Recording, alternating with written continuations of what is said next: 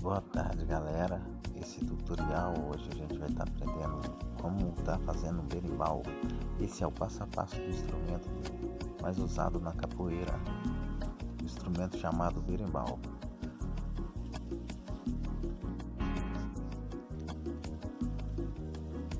E assim que for passando o vídeo, eu vou te mostrando como fazer o berimbau, certo? Primeiramente a gente tem que ir no mato, caçar uma madeira legal, entendeu? De preferência a gente usa o tambor.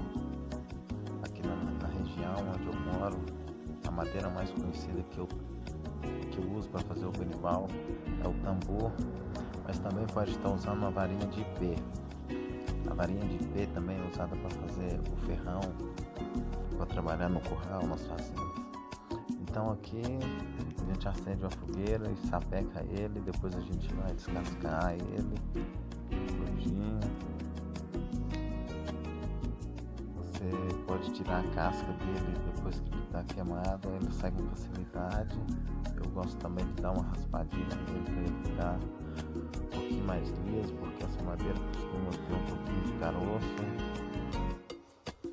E ela vai ficar bem lisinha, bem bonitinha, a madeira bem preparada. Então agora eu estou preparando a cabaça, que na verdade não é uma cabaça, são um coité. Coité é parecido com a cabaça, mas não é cabaça.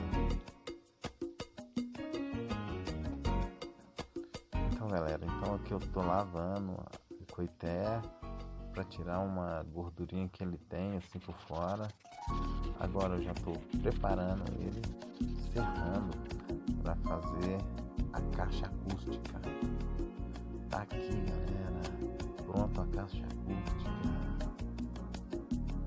Tenho aqui na minha mão, já estão todas cortadinhas. Depois eu vou preparar a madeira novamente, colocando um jeito para estar amarrando o arame. Agora o arame aqui já está colocado. Vamos armar esse berimbau agora. Lógico que esse tutorial está um pouquinho rápido, mas em breve eu vou fazer o mais elaborado.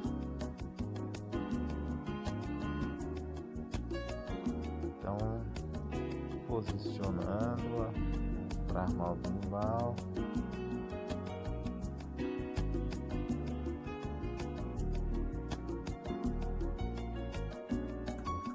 Beleza. Agora eu tô colocando a cabaça aí, prontinho para fazer a roda de capoeira. Obrigado, galera, por mais esse